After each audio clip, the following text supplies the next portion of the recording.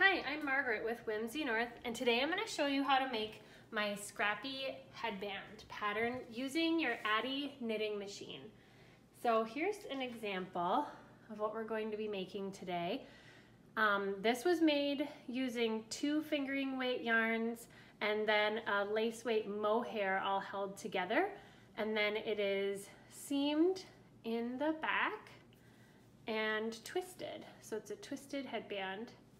I have a couple others that I've made, and these are all done with my Addi. Here's another one. So they have this really cool marling effect when you hold the 2 yarns together. And then here's another one. This one's actually made with slub yarn, so it has those little like nubbies that pop out. Okay, so the supplies you're going to need are your Addi Knitting Machine. This is the king size. And I've linked in the description below which one I have here. You're also going to need some scrap yarn that is a different color than the yarn that you're going to be using. So I just have this lime green in my stash.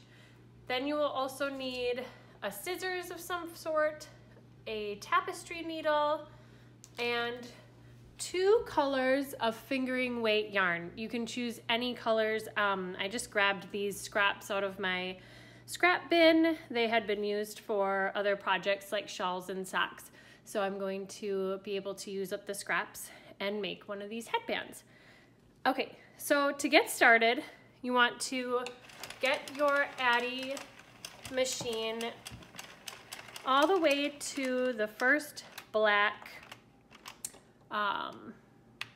needle.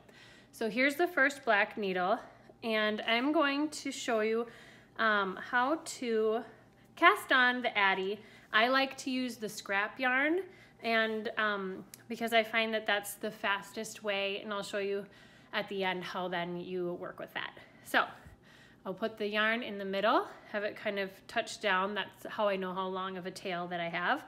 And then to cast on, you start by going underneath the first needle here, slowly turn it, and then you go behind the second needle. And then you keep going around doing that, going under, behind, under, behind. And as you get better at using your Addi, as you use it more, you can go a little bit faster. But when you first try it, you want to make sure you go kind of slow to make sure that you get underneath and behind each needle. And when you get all the way back around to that first black one, you'll be able to tell if you did it properly and you didn't skip any needles if you end up with the yarn going underneath the first black needle. If you were to end up like this, you would know that somewhere around here you missed going behind or under one of the needles, and then you'd have to redo that. So once I get it underneath this first black needle, I'm going to open up the feeder here and put it in. Just make sure I like to make sure that I get the yarn out of my ball and so it doesn't get too tight. Now I'm going to take my number here, my counter, and I'm going to zero that out, and I'm going to do about 5 to 7 rows of this waste yarn.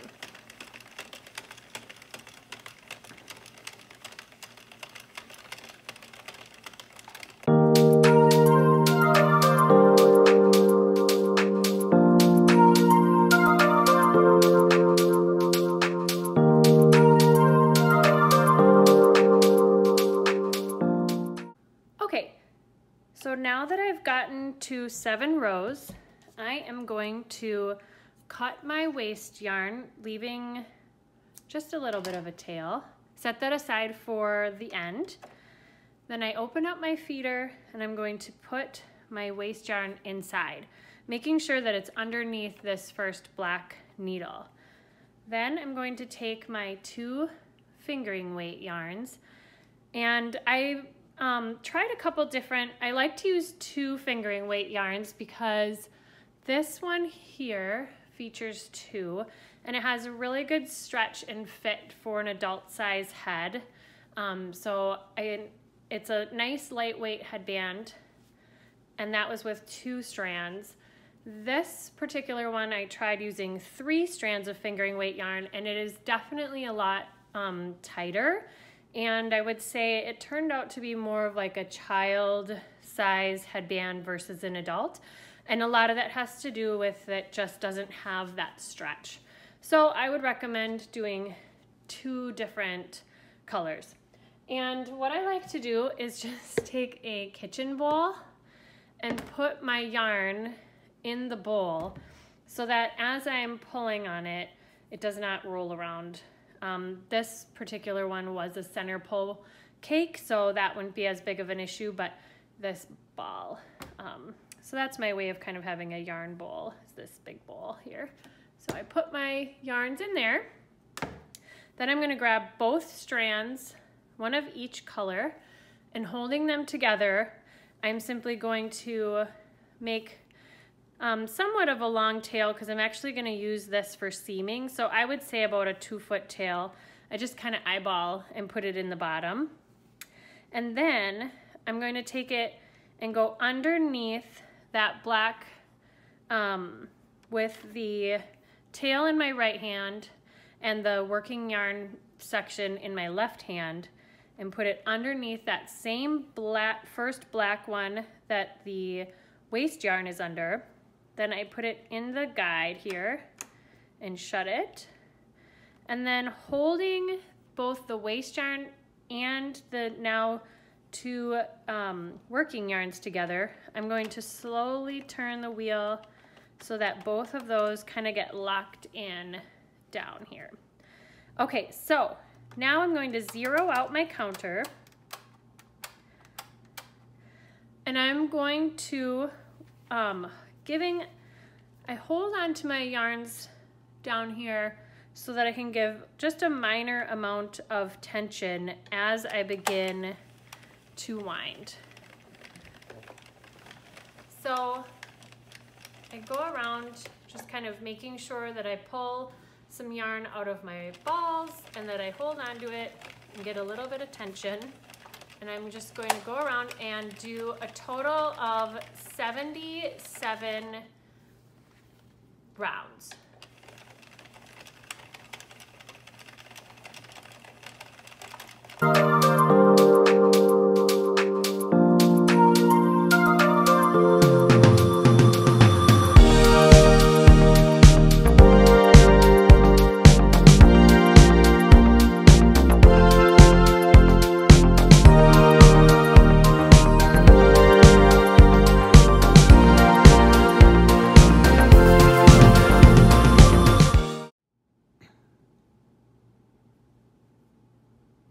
Okay, so I realized I might have forgotten to push play, and I already started casting off the stitches.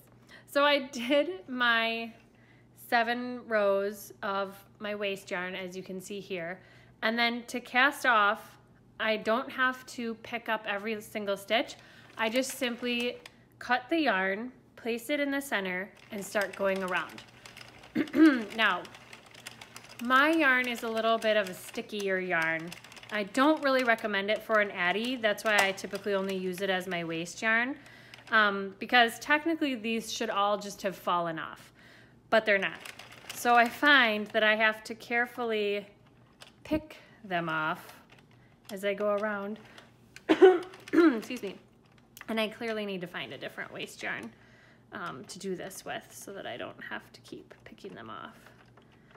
These ones are even more so. If you do have to pick them off, you just want to make sure you don't pull the loops too tight or they will unravel your project. So just do it very carefully if you have sticky yarn like mine. And one thing that I didn't note before is that you can do this same pattern with a single worsted weight yarn.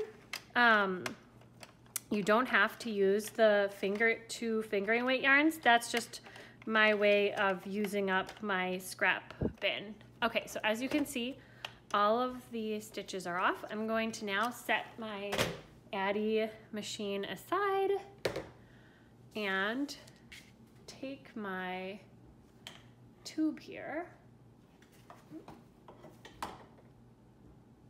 Okay, so I have my long tube here, and when you knit with the Addi, the stitches get really stretched out this way because it's around the machine. So in order to finish it, you need to stretch it out the long way, and that will get the stitches in a more uniform way. As you can see from the machine, just the way the yarn grabbed, it's got this interesting pooling going on with the different colors. I didn't do this on purpose, I just simply fed it in there. Okay, so now we're going to close up our headband. And one thing I failed to mention is that you will need a crochet hook. So I'll grab my crochet hook. This is my favorite way to close up my headbands at the end. I kind of played around with a bunch of different ways, and this is the way that I prefer. So this is a 3.5 millimeter US 4, but you can use, oh, actually I think I wanted to use a bigger one. 4.5. I'm gonna use the 4.5 for this project. Okay, so starting with either end, doesn't matter. You are going to hold the ends together and make it so that the tail is on one side and stitches are on the other. And then I just simply kind of go across and find where somewhat of the center might be. And all right, so what I'm gonna do is, if you look around between the waste yarn and the working yarn, you have these loops. These are the first loops of the working yarn.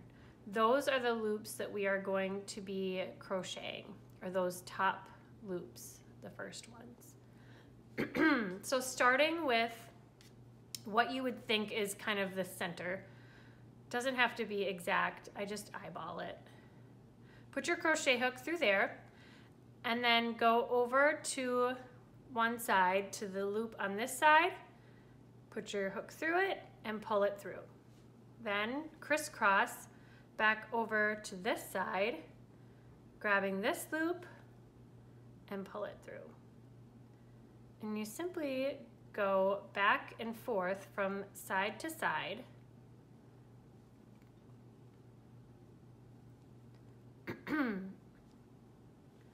Finding that top loop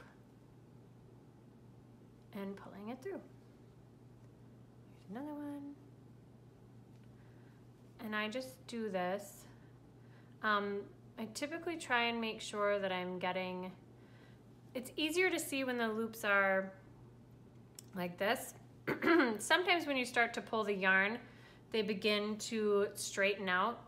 I just like to make sure that I go in between. It's always better to make sure that you get all of the loops, even if you grab one twice by accident.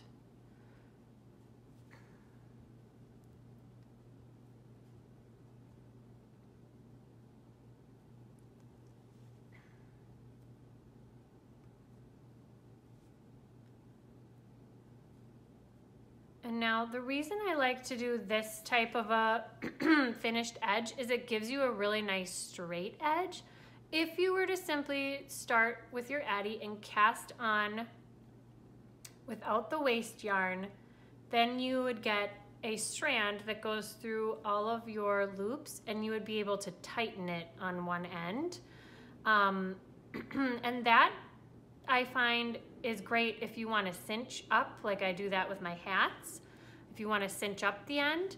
But if you want a straight end for like the end of a scarf, or how I'm going to work this headband, I've done a couple different ways, and I have found that this is the way that I really like the finished edge to look. I think it looks really clean and is easy to do. May look tedious, but once you do it a couple times, I think you'll find that it's actually pretty easy, and it's got a really nice look to it too.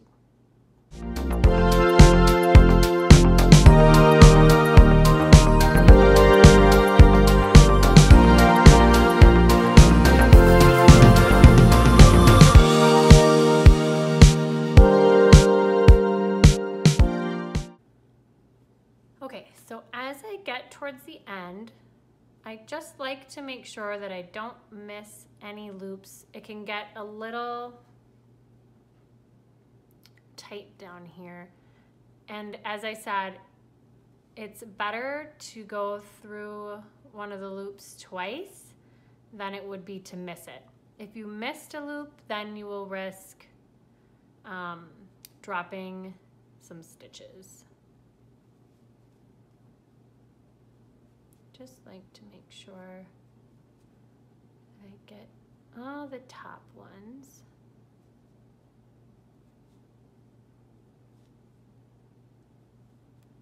Okay, almost there. Now, the reason I started on the opposite end of the tail is that I'm going to use the tail to lock this all in. So now I've grabbed every top stitch and crocheted down the line, and then I'm going to take the tail.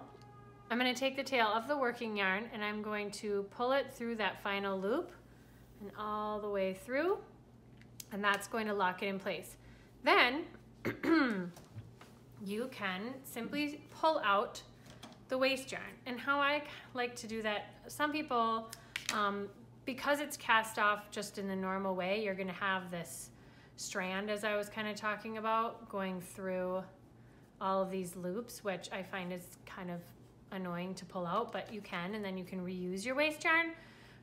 But I prefer to make it a little faster, so I just making sure that I don't cut any of my working yarn. I just give it a couple snips, and then it makes it faster for me to pull it all out.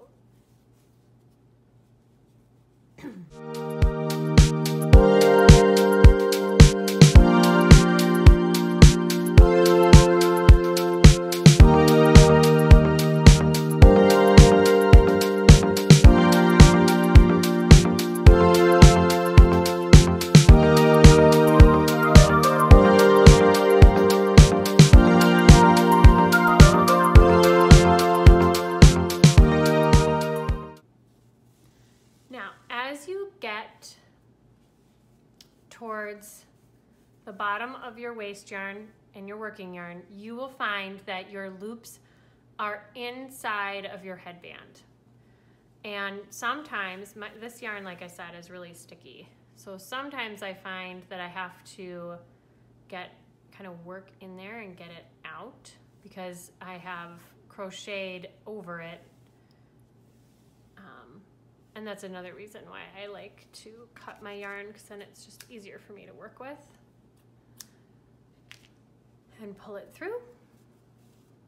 So these loops are all inside because I crocheted through it, so you can see I'm just kind of pulling them out. Sometimes you'll find that I've like crocheted through the yarn and then I need to kind of get in there and cut it because it's stuck in between the strands. But you'll see if it doesn't come out easily, that's why. Okay. Now I'm going to do the same thing to the other side.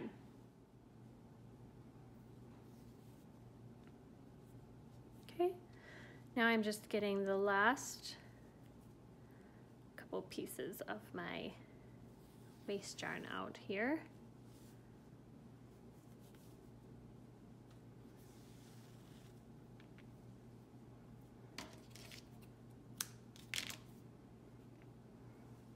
And then I'm going to show you how to seam up the ends.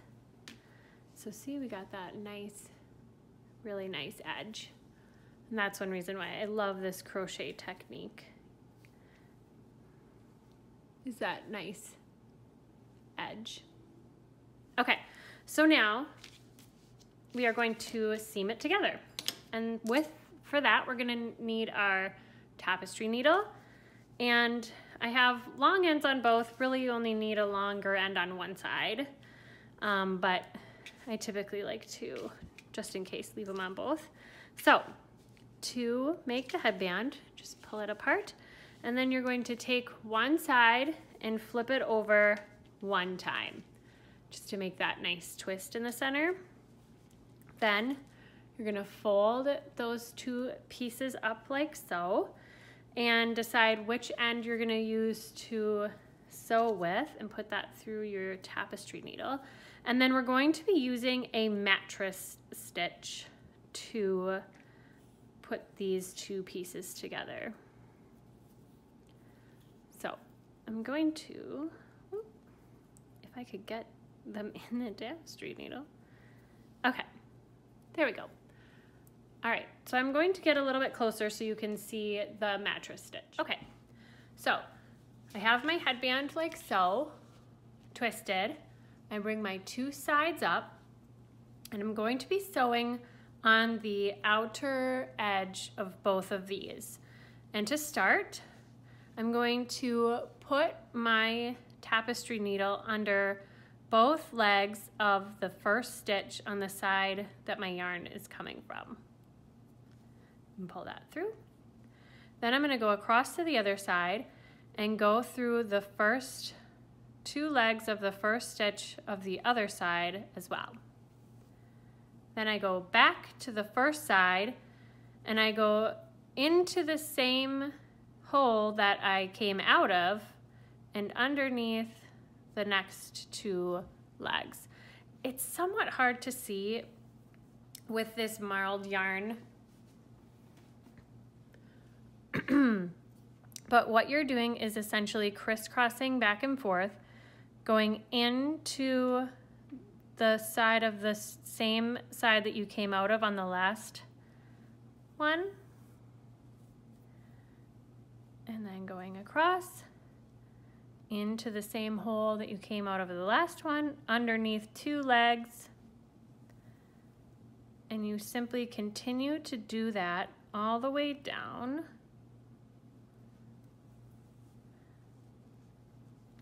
In the beginning, I keep it kind of loose so that I can see what hole I came out of. I need that to be this.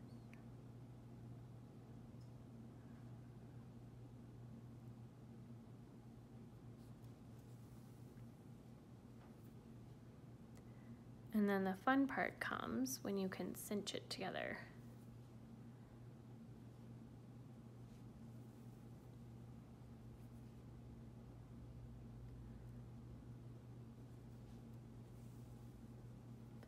And this creates just a really pretty invisible looking seam on the outside of your headband.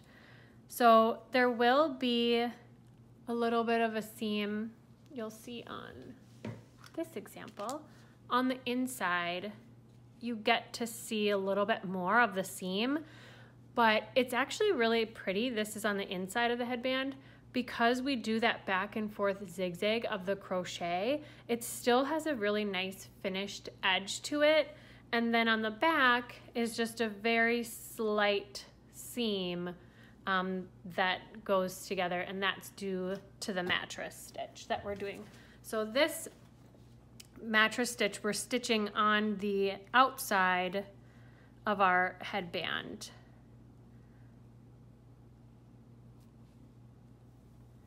Okay, just making sure that things are lining up here.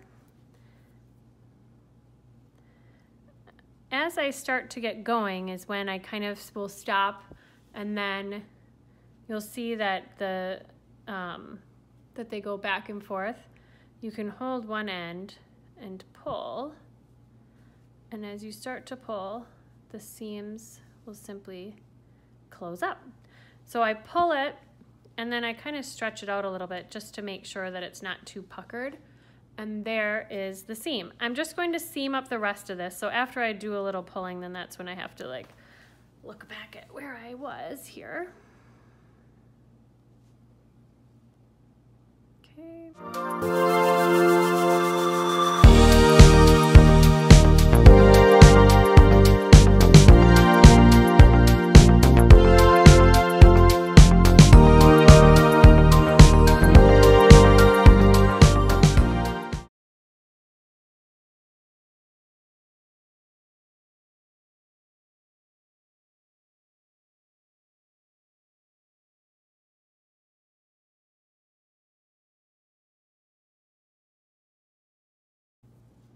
Okay, and now as I get to the end, you can see I kind of already pulled the seam a little tight. I have my other tail down here. I'm going to finish off this side, and then I typically go through the ends just to kind of keep them uniform here. And then to finish, just make sure that the seam is where you want it. Then I take the end I was just using and the other end, and I tie them together, and I put about 3 knots in it.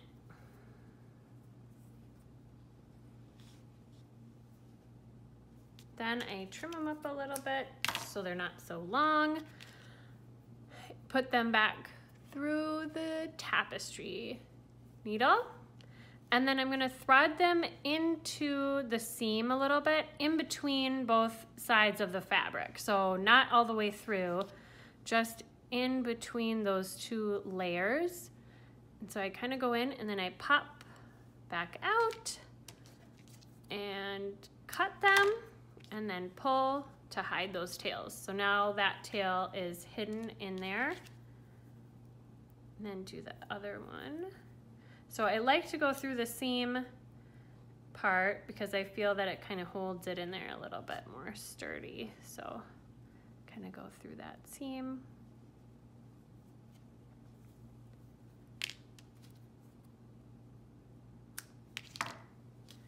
And there you have it. Now this is the back of your headband and this is the front.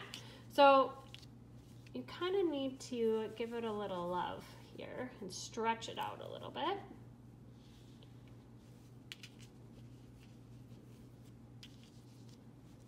And there it is. There is your Addi Knitting Machine scrap yarn headband. And I love how this different color changes just happens organically from holding the 2 yarns together. I mean, you don't even know what's gonna come out of it. So there you go. Try different colors. This is like 2 fingering weights. This one I said I added the mohair in. I think this actually might be one of my favorites with the lace weight mohair in there. It's so soft. This one features the slub yarn, so it has that texture. And here is another one that has just the 2 fingering weights together that also has that like fun color changes. So there you go. Make sure if you make any headbands that you tag me on Instagram. If you post any of them, I would love to see what colors that you make. And also check out some of my other Addi Knitting Machine tutorials, as well as my blog where I have patterns for different Addi Knitting Machine patterns. And I will also be posting a written pattern for this headband. So if you want to look back on it and be able to remind yourself how many rows to do or the step-by-steps or what supplies you need, take a look at that blog post. It's all linked below. Thank you.